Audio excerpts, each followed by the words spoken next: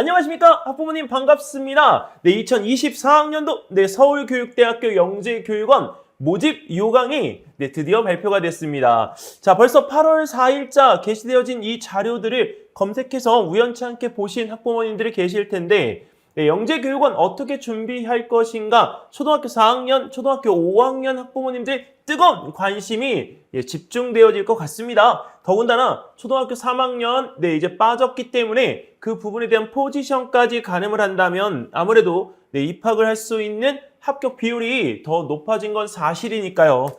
자, 이 홈페이지에 게시되어져 있는 그 부분의 공고 확인하시는 부모님들은 아마 아실 텐데요. 자, 몇 학년 모집이죠? 그렇죠. 현재 초등학교 3학년 제외하고요. 초등학교 4학년, 초등학교 5학년, 초등학교 6학년입니다. 자, 이 8월 4일 업로드 공지되어진 사항으로 기준으로 해서 이게 3개 학년이 모집되고 있는데요. 자, 모집 분야가 초등학교 4학년과 5학년은 초등 융합과정으로 지금 모집이 되고 있습니다. 수학 40명, 제가 담당하고 있는 과학은 60명. 자, 그 다음에 정보 20명입니다. 그래서 총 몇 명? 120명입니다. 초등 융합교육과정에는 수리정보 심화교육과정이 없습니다. 자, 그리고 이제 모집 학년이 초등학교 6학년인 경우에는 수리정보 심화 20명을 별도로 따로 모집하고 있기 때문에 중등 융합과정으로 지원을 해주셔야 됩니다. 서울교대가 이제 전년도하고는 다르게 학년의 군이 집중되어졌고 중등 영재원에 대한 이 부분이 없어지면서 축소되어진 느낌이 있지만 실제로는 영재교육원에 대한 이 학년군이 집중되어지는 느낌이 없지 않아 있습니다. 더군다나 전년도하고 다르게 이제 문제에 대한 경향이나 이런 것들이 이렇게 내세워지지 않고 있기 때문에 올해 준비를 할 때는 좀 이렇게 좌충우돌보다는 우왕좌왕이라는 표현이 맞겠네요. 우왕좌왕할 수 있는 그런 상황들이 많이 있을 것 같습니다. 다행히도 이제 그 수학을 좀 이렇게 많이 선행학습으로 진행했던 친구들은 좀 뭔가 이렇게 뿌듯한 느낌이 좀 들 수 있을 것 같아요.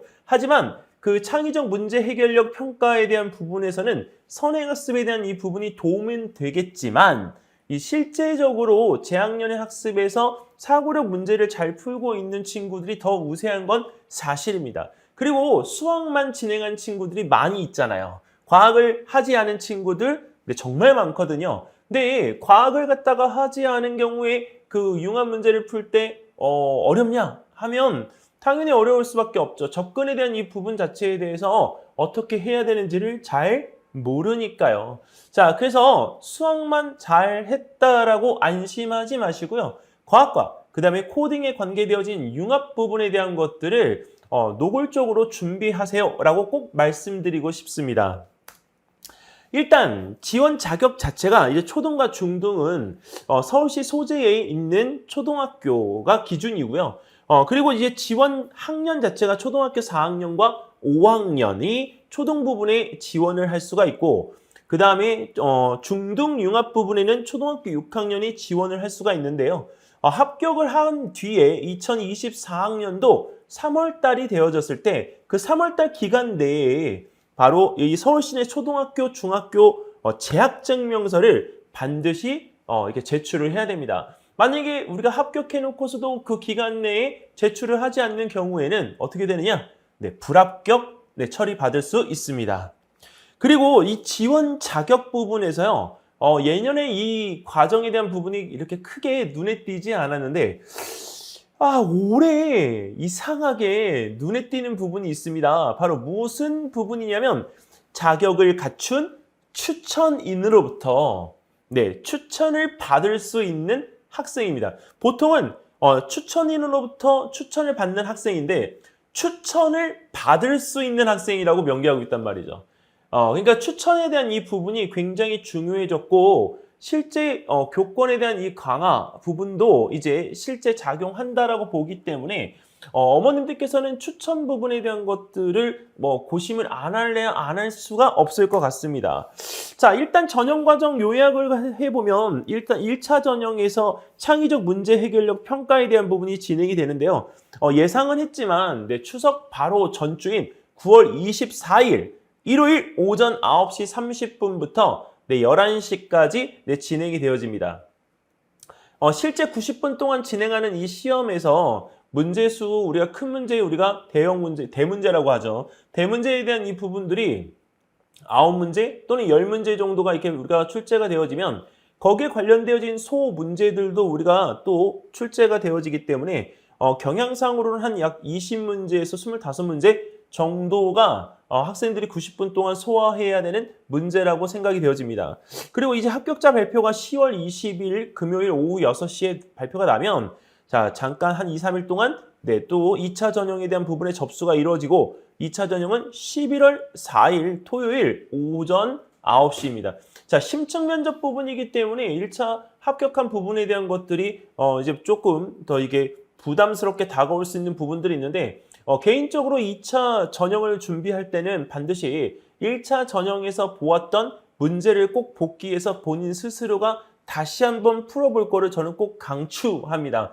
이유는 학생들이 그 문제에 대한 부분들을 복기해서 풀어보지 않으면 본인 스스로가 문제에 대한 경험을 어떻게 이렇게 진행했는지에 대한 부분을 물어봤을 때 답변을 할 수가 없기 때문에 그런 부분에 대한 것들을 복귀한 상태에서 차근차근히 다시 한번 점검해보면서 풀어보는 건 매우 좋은 태도, 좋은 습관입니다. 그리고 이 심층 면접 부분에 대한 건 수학과 과학에 대한 교과 지식을 물어볼 수도 있지만 또다시 그 문제 해결력에 대한 평가를 본인 스스로가 정말 할 수 있는지 그 부분에 대한 걸 2차적으로 또 물어볼 수가 있기 때문에 그런 부류에 대한 것들을 이 심층 면접을 준비할 때 하고 가야 됩니다.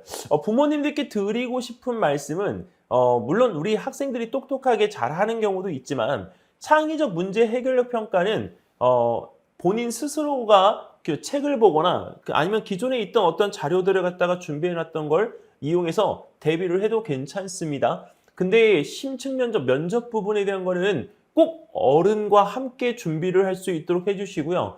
만약에 우리가 경우에 따라서 준비도가 낮다라고 생각하는 경우에는 내 학원의 면접 프로그램들을 이용을 해주시는 게 저는 좋다고 봅니다. 이유는 면접을 진짜 이렇게 진행해서 본인 스스로가 면접에 의해서 약간 이렇게 컨트롤 되어진 경우하고 그 다음에 우리가 면접을 갖다가 하지 않은 상태에서 그냥 막상 와서 면접을 갖다 하는 경우엔 이게 정말 차이가 너무 많거든요. 그러니까 어느 정도의 차이냐면 정말 뭔가를 알고 이렇게 면접관을 존중하는 태도를 하고 있는 친구와 그 다음에 면접관을 이렇게 우리가 응대할 때 실제로 이렇게 학생들 스스로가 뭔가 준비되어지지 않아서 이렇게 계속 딴짓을 갖다 하는 경우들이 있습니다. 자, 그래서 그런 경우들이 없도록 하기 위해서 이 면접에 대한 부분들은 반드시 꼭 어른들 그리고 안 되면 학원 프로그램을 꼭 이용을 하셨으면 좋겠다라는 말씀을 다시 한번 드립니다. 그래서 2차 전형까지 치루어지게 되면 2차 합격자 발표가 11월 10일 금요일 오후 6시에 공지가 되어지면서 이 서울교대는 최종 마무리가 되어집니다. 네. 자, 그러면 이제 원서 접수 언제까지 우리가 할 것인가가 관건인데요. 이 원서 접수 9월 6일부터 9월 8일 수요일부터 금요일까지입니다. 딱 며칠? 3일간만 진행이 되어집니다. 우리 부모님들께서 이때 이 3일 동안에 그 준비들을 갖다 하시려면 이게 괜찮을까요? 절대 괜찮지 않습니다. 그래서 부모님들께서 원서 접수 준비하실 때는 9월 6일 날 접수가 들어가는 거지 9월 6일부터 접수를 하지는 마시기 바랍니다. 그러면 언제부터 준비하냐고요? 8월 말까지는 준비를 해 주셔야 되는 거죠. 8월 말까지 준비를 한 상태에서 9월 6일이 되었을 때 여유 있게 GED 시스템을 통해서 바로 서류를 접수를 시키는 겁니다. 그리고 접수되어진 서류가 있어야 선생님께서 교사 추천서를 또 작성을 해 주실 수가 있기 때문에 이 부분에 대한 거를 딱 3일 안에 모든 걸 다 해결하려고 노력하지 마세요. 그 전에 반드시 준비를 해야 합니다. 자, 그 다음에 서류 제출에 대한 이 부분들은 이제 인터넷으로 이제 모든 것들을 접수를 받기 때문에 영재교육 종합 데이터베이스 GED 시스템에 접속하셔서 서울교대라는 이 서울교육대학교라는 이 단어를 검색하신 뒤에 그 기관을 클릭을 하시면 바로 이 서류를 제출할 수 있도록 이 창이 열리게끔 되어집니다. 그 제출 서류에서 우리가 필수 서류는 입학지원서 한 부와 그다음에 개인정보 수집, 이용 정보, 네, 제공 동의서, 네, 그다음에 교사 추천서 한 부, 그리고 자기소개서 한 부입니다. 사실 이 서울교대는 부모님들께서 제일 이제 그 약간 깨림칙하게 우리가 보는 부분이 네, 바로 자기소개서거든요. 근데 이 자기소개서는 실제 아이들이 이 부분에 대한 걸 아무리 잘 썼다고 하더라도 우리 어른의 경험으로 그것을 한 번은 판단을 꼭 해주시기 바랍니다. 어머님들께서 우리 자녀들에 대한 능력 네, 믿어주시는 건 너무 좋지만 네, 입시라고 보기 때문에 학생들한테만 맡겨놓을 수는 없습니다. 그래서 자기소개서의 이 부분이 어떻게 적혀야 되는지를 만약에 모르신다면 제가 8월 말 한 22일 정도 지나서 이 자기소개서에 관계되어진 부분은 우리가 이렇게 그 유라설로 질문을 받거나 아니면 네, 부모님들 이게 현장에서 네, 또 특강들을 네, 준비들을 하겠습니다. 자, 그리고 이제 교사 추천서 부분 매우 중요하죠. 교사 추천서 어떻게 하면 좋을까? 진짜 고민입니다. 근데 이 교사 추천서에 대한 이 부분을 작성할 수 있는 선생님들이 누구인지를 갖다가 살펴보면 일단 우리 지원자를 지도했던 담임 선생님, 네. 지금 현재 선생님 말고 다 전년도에 우리가 지원을 하는 사람의 학생의 그 담임 선생님도 네, 괜찮습니다. 자, 그다음에 지원자가 재학하고 있는 학교의 선생님들. 네, 근데 이 지원자가 재학하고 있는 학교의 선생님들이 여기는 이 학생들을 어떻게 이제 경험했는지에 대한 부분들을 우리가 써주실 텐데요. 실제로 그 부분에서 가장 이제 중심이 되는 부분들은 인성에 관한 부분들이라고 저는 생각해요. 왜냐면 지금 현재 그 서울교대가 올해 그 모집 요강을 갖다가 올려놓으면서 다른 부분에 대한 것들 말고 조금 변한 부분이 있다면 지원자의 영재성을 판단하는 것 말고요. 네, 인성에 관한 개별 연락 부분에 대한 것들이 강조가 되어져 있습니다. 아니, 영재성 평가에 대한 부분을 갖다 진행하는 것이 아니라 영재 학교처럼 인성에 관해서 개별적으로 연락을 해서 추가 문의할 수 있다라고 하니 이거 어렵지 않을까요? 네, 그러니까 학교에서 지금까지 네, 수업 태도나 이런 부분들이 좋지 않았던 학생들이라고 한다면 좀 고민이 좀 되겠어요? 그리고 어머님들께서 제가 그 이제 취하실 행동에 대한 부분 중에 한 가지 걱정이 되는 건 지금 이렇게 인성에 관한 개별로 추가 문의할 수 있다라고 하는 이 공지사항이 뜨고 제가 또 이렇게 말씀을 드리기 때문에 학교에다가 전화를 하셔서 선생님 우리 아이 네 이렇게 하시면 안 됩니다 절대. 네 진짜 요즘 지금 요새 이 추세가 네 아시잖아요. 너무나도 잘 아실 테니까 네 그런 부분에서 절대 그런 추천서에 대한 어떤 그 이 강압적인 부분의 태도를 취하시는 것 자체가 네 그거는 정말 아닙니다. 그래서 그 아니 옳시다라고 할 수 있는 그런 행동에 대한 부분들은 좀 자제, 특히 정말 자제 네, 해주시고요. 그리고 이제 그 영재 교육기관에 우리가 지원자를 가르칠 수 있는 어떤 교원 선생님들이 만약에 우리 또 학생들을 추천을 해줄 수가 있기 때문에 이제 아시는 분들에 대한 부분들의 도움을 받을 수 있을 수도 있는데 개인적으로는 네, 담임 선생님이나 학교에서 우리 친구를 가르치는 우리 제자를 가르치는 학교 선생님들에게 정중하게 부탁을 하셨으면 좋겠습니다. 그리고 특히 4학년 같은 경우에는 영재교육원에 막 이제 진입하는 단계에 가장 화려한 꽃과 같은 학년님들입니다. 그렇기 때문에 4학년 중에서 영재교육원에 대한 부분에 관심이 높은 부모님들이라면 이 올해는 꼭 지원을 해 주십시오. 왜 그러냐면 5학년 때 지원을 하게 되어지면 경험이 없기 때문에 1년 다니고 말 건데 라는 생각으로 지원을 하시는 경우들이 너무나 많더라고요. 그거 절대 안 됩니다. 금물입니다. 그렇기 때문에 초등학교 4학년에 우리가 지원을 해서 5학년부터 6학년까지 잘 다니고 나서 중등 영재원으로 이렇게 점프업 할 수 있게끔 해주시는 것이 영재교육원 로드맵에서 가장 중요한 포인트이고요. 5학년이라고 하더라도 6학년 때 잘 듣고 나서 중등으로 점프업 할 수 있게끔 되어지는 과정이니 이제 1년밖에 안 되지만 충분히 가능성이 있기 때문에 어머님들께서 4, 5학년의 그 로드맵에 대한 구성을 하실 때 영재교육원은 중요하다라는 생각을 꼭 가지고 계셔야 됩니다. 어떤 어머님들은 이제 영재교육원에 대한 부분이 도움이 안 되기 때문에 영재교육원에 대한 부분에 이력이 필요가 없다 이렇게 생각하시는 경우들이 계시는데 절대 그렇지 않습니다. 특히 생활기록부가 이제 그 기본 학교에서 운영하던 것과 다른 영재성 발달기록부라고 하는 형태로 진행이 되어지기 때문에 학생이 영재교육원에서 생활 자체에 대한 부분에 충실도가 높으면 높을수록 영재발달기록부에 대한 부분의 쓰임새가 잘 이루어지겠죠. 그래서 어머님들이 영재원에 보낸다라고 한다는 거는 국가교육기관의 관리를 받겠다라고 하는 부분에 대한 의지와도 똑같기 때문에 어느 것 하나 쉬운 건 없습니다. 그렇기 때문에 그 관리에 내 아이를 보내서 그 노하우에 대한 부분들을 공부시키겠다라고 생각하시고 계시다면 지금 단 한순간에 영재교육원 지원으로 그냥 끝난다라는 생각은 마시고 적어도 중학교 1학년 때까지는 영재교육원을 통해서 내 아이의 역량을 발휘하도록 지도를 받게 하겠다라는 마음가짐으로 준비를 해주시면 되겠습니다. 자, 이제 1차 전형 부분이 바로 창의적 문제 해결력 검사인데요. 이 창의적 문제 해결력 검사는 우리 저희 학원에 있는 정기순 원장님, 최고인데. 정말 그렇게 창의적인 사람이라고 해서 좀 표현해서 좀 그렇지만, 창의적인 분은 정말 듣도 보도 못했어요. 정말 저도 웬만하면 제가 창의적이라는 부분에서 이렇게 빠진다는 생각은 안 하거든요. 근데 저는 못 따라가겠더라고요. 정말 이 생활적인 부분의 이 아이디어의 어떤 실력은 대한민국 최고인 것 같습니다. 진짜 대통령 인재상을 2번 받은 그게 아깝지 않더라고요. 정말 나중에 한번 보시기 바랍니다. 얼마나 창의적인데요. 근데 이 올해 창의적 문제 해결력 검사에 대한 이 부분의 문제수가 작년같이처럼 수학 몇 문제, 과학 몇 문제, 그다음에 정보 몇 문제 이렇게 제시가 되어지는 게 아니라 아예 출제 분야하고 그다음에 우리가 문제수가 제시가 되어지지 않았습니다.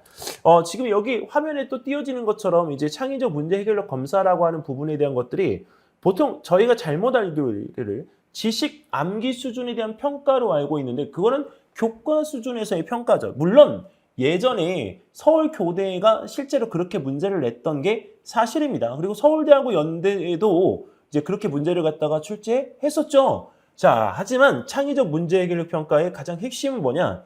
아까 제가 정디슨 원장님 얘기했잖아요. 근데 왜 얘기했을까요?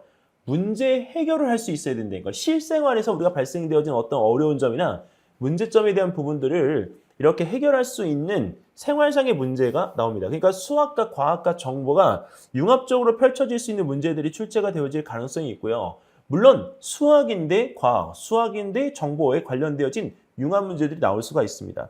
그거를 어떻게 해석할 것인가에 대한 부분을 보여주는 것이 올해 2024학년도 대학부설 영재교육원을 준비하는 학생이라면 꼭 필요하다는 거죠. 자, 그러면 이 창의적 문제 해결력 진짜 문제를 갖다 모르겠는데 어떻게 하나요? 걱정 마세요, 어머님. 제가 여기 왜 있겠어요?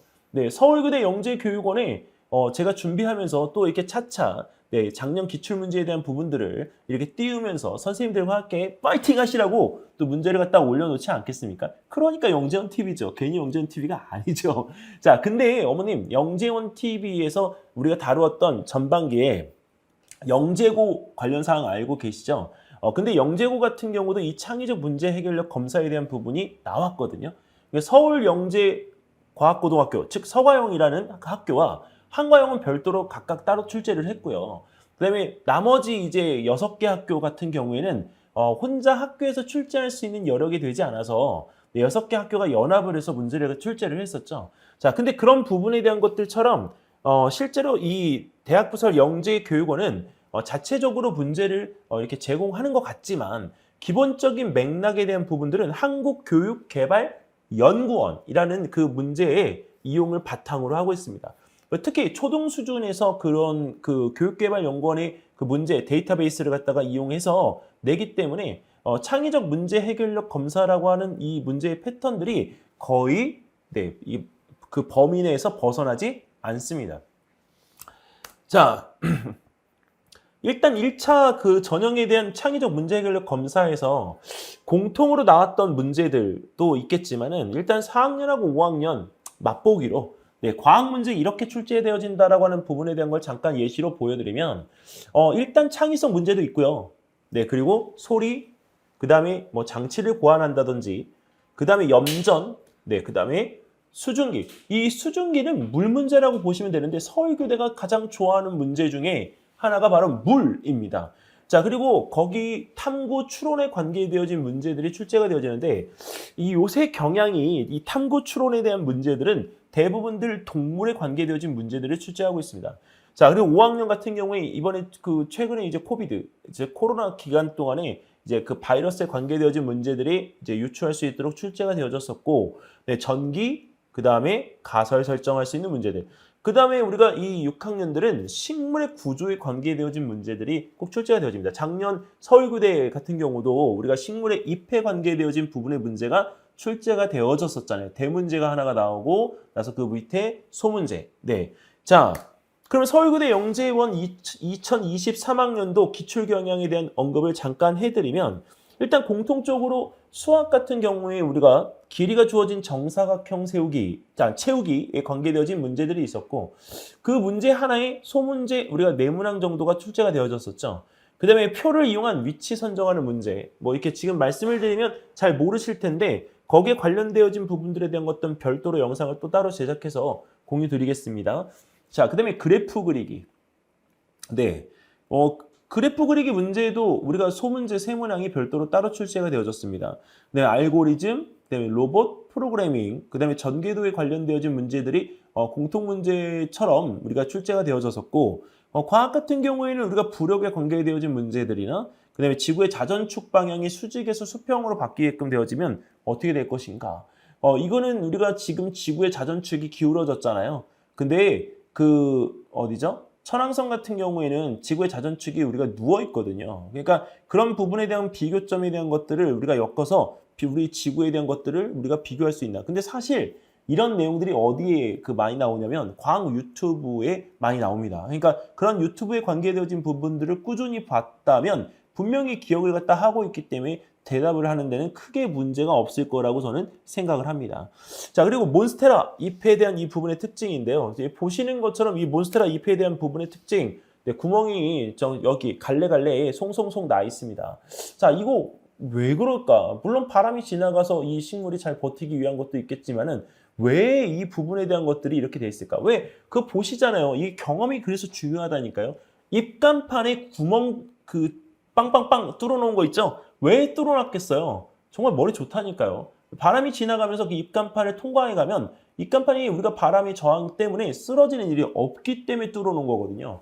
그러니까 이 식물들도 바람에 대한 부분에서 우리가 잘 견디도록 하기 위해서 이 몬스테라처럼 이런 부분에 대한 잎의 특징들을 가지고 있을 텐데 이것 말고도 우리 몬스테라에 대한 이 부분의 특징들이 또 어느 것이 있을지에 대한 부분을 창의적으로 고민해 봐야 되는 거거든요. 그래서 그런 부분에 대한 식물 구조적인 문제가 매년 이 서울교대에서 지금 출제가 되어지고 있기 때문에 어머님들께서 준비를 하실 때 자, 이런 식물에 대한 부분들의 어떤 지식적인 것들을 좀 가질 수 있도록 해 주시면 좋겠습니다. 엄연하게 이야기하면 이 몬스테라 같은 경우에는 광합성 문제예요. 네, 근데 그 광합성에 관계되어진 문제를 제일 좋아하는 데가 어디죠? 바로 한과형이죠. 자, 그래서 이 광합성에 대한 생물 문제는 영재고에서도 매년 또 출제가 되어지는 형태의 가장 중요한 핵심 부분이기 때문에 일단 광합성에 관계되어진 내용의 식물 부분의 이 준비들을 개념상부터 유형에 대한 문제들로 따로 준비를 해보는 건 어떨까 추천을 드립니다. 안 되면 저한테 오셔야죠. 뭐 어떻게 하겠어요. 네, 너무 노골적이라고요? 노골적이라고 방송을 하는 거 아닌가요, 형님? 네. 영재원 TV에서 그러면 이 부분에 대한 거 언급을 못하면, 네, 너무, 네, 정보만 공개하면 저도 손해잖아요. 네, 지금 지금 본부장 빵 터지셨는데, 네, 이거는 네, 맞는 얘기인 것 같아요. 네, 서로 간에 윈윈할 수 있는 부분들에 대한 구조가, 네, 좋은 것 같습니다. 뭐 속물이라고 하시면 뭐 저는 어쩔 수가 없는데, 이 실제로 이런 정보 공개에 대한 부분들에서 제가 뭐 이렇게 어느 정도 가리면서 정보 공개를 하지는 않거든요. 왜냐면 가리면서 정보 공개를 해도 의미가 없어요. 왜 그러면 정보 공개를 저희가 가려서 하잖아요. 부모님의 궁금증을 유발시킬 수 있다라고 생각해서 그렇게 하는 경우가 있는데 절대 그 궁금증 유발시킬 수가 없어요. 왜? 궁금증에 대한 부분을 유발시키기 위해서는 상대편이 뭔가를 많이 알아야 되거든요. 근데 그 부분에 대한 거 어머님, 네, 이 문제 가지고 가셔서 애 풀어보는 건 좋으신데 올해 이 똑같은 문제가 100% 출제되어질 거냐는 거죠. 아니라는 거예요. 그래서 올해 기출 경영에 대한 부분이 매우 중요합니다. 그래서 기출 경영에 대한 이 부분들을 제시하려고 8월 23일 오전 10시 30분 대치 사동 주민센터에서 설명회를 진행하는 거고요. 다른 학원들은 지금 다음 주부터 하는데 8월 며칠이죠? 8월 8일부터 지금 진행하는 걸로 알고 있는데 그 8월 8일부터도 하는데 너무 늦는 거 아니냐 이렇게 질문들을 하시는 거죠? 늦기는요, 어머니. 이게 그 기본적으로 준비를 많이 해본 경우는요, 가장 중요한 포인트가 뭔 줄 아세요? 바로 기출 경향을 어떻게 진단해서 수업의 방향을 갖다 잡을 건지가 중요한 거예요. 왜 그러냐면 매년 똑같은 문제를 갖다가 이렇게 쓰다 보면 무슨 문제가 생기냐면요. 분명히 기출 경향이 바뀌고 문제 출제의 그 흐름이 바뀌었는데 그거를 작년과 똑같이 한다? 너무 성의 없는 거죠, 그거는. 그러니까 그런 부분들에 대한 것들을 안 하려면 준비를 어머님 하루 만에 할 수는 없어요. 오늘 공지가 떴는데 내일 설명회를 한다고요? 어머니 그거는 진짜로 이게 지금 분명히 이 영상을 보시는 어머님들이 에게도 정말 죄송한 일이죠, 그거는. 어머님들이 여기 영재원 TV를 단 한 분이라도 보시고 있는 그런 상황에서는 저는 그렇게 하고 싶지는 않아요. 왜냐면 구독자 수가 중요했으면 벌써 제가 가만히 있었겠어요. 근데 구독자 수가 중요한 게 아니라 실질적인 찐 정보를 준비해서 전달을 해드리는 게 가장 관건입니다. 그리고 이제 어머님들께서 1차 전형에 대한 이 부분이 끝나고 나시면 이제 가장 중요한 핵심 포인트가 뭐냐? 바로 면접입니다. 어머님들께서 이 잘못 생각하고 계시는 것 중에 하나가 면접인데 그 면접에 대한 이 부분에서 일단 거쳐간 학생들이 10명이면요. 제가 면접에 대한 부분의 그 어떤 성공률, 합격률을 이렇게 물어보시는 부모님들이 계세요. 그러면 저는 얘기해요. 80%에서 85% 사이입니다. 그러니까 10명 중에 8명 정도가 합격을 반드시 하는 거죠. 작년 같은 경우에는 이제 그 면접에 대한 부분들을 이제 보러 온 친구들이 이제 잘 했었고요. 그리고 이제 그 면접에 대한 부분을 잘 못하는 경우들은 대부분들이 일단 너무 선행적인 지식에 대한 부분들을 많이 가지고 간 케이스들이 있습니다. 근데 선행에 대한 부분이 많이 되어 있기 때문에 면접을 잘 볼 거라는 생각을 대부분들 다 하시는데 절대 그렇지 않습니다. 그래서 이 서울교대 면접 같은 경우에는 이제 심층 면접이라고 하는 부분이 있지만 일반 면접하고 심층 면접이 별도로 따로 구분되어져 있다라고 생각하시면 될 것 같고 올해 같은 경우에도 사실은 이제 그 생물 교수님, 또 원장님, 김갑수 원장님 이렇게 나오시면 학생들이 부드러운 분위기에서 면접을 볼 수 있을 거라고 저는 생각하기 때문에 면접에 대해서는 학생이 준비한 만큼 가서 이야기를 잘하는 것이 중요하다고 꼭 얘기를 하고 싶습니다. 면접이 굉장히 윽박지르고 학생에 대한 어떤 평가만을 갖다가 잣대로 하려고 하는 면접 같은 경우에는 딱 대번에 티가 나거든요. 학생들한테 따뜻하지 못해요. 근데 이제 그 김갑수 원장님 이제 재임하시면서 실제로 그 면접 자체에 대한 부분들이 많이 딱딱한 면이 사라졌거든요. 그리고 이제 그런 부분에서 아이들이 가서 면접을 보고 왔는데도 불구하고 이렇게 재밌어 해요. 그래서 면접을 이렇게 재밌어 하면 얘는 됐겠구나 이렇게 생각하는데 진짜로 되거든요. 그래서 학생들에 대한 어떤 부분들을 많이 끌어주려고 면접을 갖다 하는 거기 때문에 어머님들이 아버님들이 이렇게 조금 집에서 도와주시면 좋고 절대 면접을 도와주실 때는 이게 티 같은 거 입지 마시고요.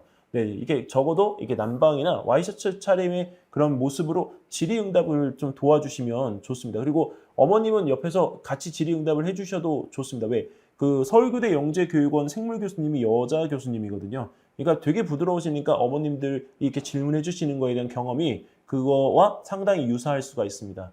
그리고 만약에 어머님들이 질의응답을 안 해주시려면 옆에서 핸드폰으로 우리 제자의 옆모습을 꼭 찍어주세요. 그러면 그 부분에 대한 옆모습을 보고 본인 스스로가 면접에 대한 교정을 할 수가 있습니다. 자, 다시 한번 말씀을 드리는데 대치 MSG 영재교육학원을 아시잖아요. 영재원 TV 제가 하고 있으니까 대치 MSG 영재교육학원에서 제가 수업을 또 하고 원장으로 있다는 것도 아마 아실 텐데 8월 23일 오전 10시 30분 대치사동 주민센터 5층의 대강당에서 진행하는 대학부설 영재교육원 대비 전략 설명회 꼭 놓치지 마시고요. 오늘 지금 여기 이 방송 들어오기 전에 200분에게 네, 문자를 발송을 했습니다. 내일도 또 200분에게 발송을 할 텐데 일단은 네, 많은 분들이 좀 오셔서 좋은 정보를 받아가는 게 목적입니다. 그러니까 그날은 저희가 프로그램이나 이런 것들을 설명을 안 드릴 거예요. 왜냐면 저희 학원의 프로그램에 궁금한 점들은 많이 있으시지만 프로그램에 대한 부분의 설명을 굳이 할 이유는 없어요. 왜냐면 프로그램은 어쨌든 간에 저희가 어머님들이 그동안 이제 믿고 저를 찾아오셨던 것이 그게 확신이기 때문에 일단은 대학부설 영재교육원에서는 대치동에서는 원탑이다 이렇게 생각하시면 됩니다. 작년 그 올림피아드 학원 네, 실적 49명 중에 과학이 어머님 네, 몇 명인지 아시죠? 네, 34명인가 38명인가 그래요. 네, 그러면 과학이 그 정도가 나오면 네, 수학의 4배, 수학의 거의 한 4배 가까이 되는 인원이잖아요. 네, 그러면 과학에서 영재교육원을 간다라고 하는 거는 죄송한 말씀이지만 네, 전진홍을 안 거치고서는 네, 좀 힘들지 않을까. 네, 그런 생각이 좀 들어요. 왜 이렇게 이게 건방지냐고요? 네, 그 정도 실적을 가지고 있으면 네, 이 정도 말은 할 수 있다라고 저는 생각을 합니다. 물론 잘하는 학생들이 오기도 하지만 일단은 그 매년 출제 경향에 대한 부분들을 잘 찝는 것도 하나의 저의 그 장점이라고 저는 봐요. 네. 그리고 만약에 나는 동영상으로 이제 보겠지. 동영상으로 볼 거야. 뭐 영재현 TV에 올라올 텐데 뭐 굳이 현장에 가서 이 더운 날씨에 들어? 이렇게 생각들을 하실 텐데 제가 어머님께 말씀을 드리고 싶은 건 자녀의 일이잖아요. 네, 자녀의 일인데 물론 더우니까 네, 집에서 시청을 하셔도 상관없습니다. 그날 이제 바로 줌으로 현장 시청에 대한 부분들은 할 수는 없지만 나중에 이제 그 부분에 대한 영상을 따로 보실 수는 있잖아요. 근데 어머님 아시죠? 어머님들 학원에 그 보내주실 때 실시간 라이브에 대한 부분의 욕구는 있으시면서 동영상에 대한 부분들은 아이가 또 안 들으려고 한다 이렇게 얘기하시잖아요. 근데 동영상 부분에 대한 건 아무래도 이 전달하는 부분에 대한 느낌이 좀 다를 수가 있기 때문에 네, 가능하면 네, 현장에 오셔서 네, 진행을 하셨으면 좋겠습니다. 절대 참여를 하셨을 때 후회하지 않는 네, 설명에 저희가 준비를 하고요. 그리고 그 후회하지 않는 부분의 덤으로 네, 서울교대 영재교육원 작년 기출문제도 네, 이쁘게 만들어서 부모님들께 네, 제공을 해드리겠습니다. 그리고 이제 8월 달에 이제 이 여름방학이 끝나게 되어지면 네, 이제 유라설, 유튜브 라이브 설명회죠. 저희가 이제 영재원 TV에서 유라설이라는 명칭을 갖다가 써서 지금 이제 진행을 하고 있는데 2차까지 진행을 했죠. 1차 때는 네, 한 분도 안 오실 줄 알았는데 5분, 뭐 18분 이렇게 오셨고 네, 그리고 이제 2차 때는 한 30명 가까이 오셨어요. 점점 늘어가고 있는 거죠. 자, 근데 네, 3차. 네, 3차도 있었나요? 과학전람. 이제 과학전람회 지금 그 질의응답도 받아야 되는데 네. 자, 근데 이게 그 8월 15일 날 하고 18일 날, 즉 화요일 날, 금요일 날 저희가 유튜브 라이브 설명회를 좀 진행하려고 합니다. 화요일 날은 제가 이제 저녁 때에 정규 수업이 있기 때문에 화요일 날 오전에 11시에 네, 부모님들에게 유튜브 라이브 설명회를 진행하려고 하고요. 서울교대, 고려대 성균관대는 15일 화요일 오전 11시.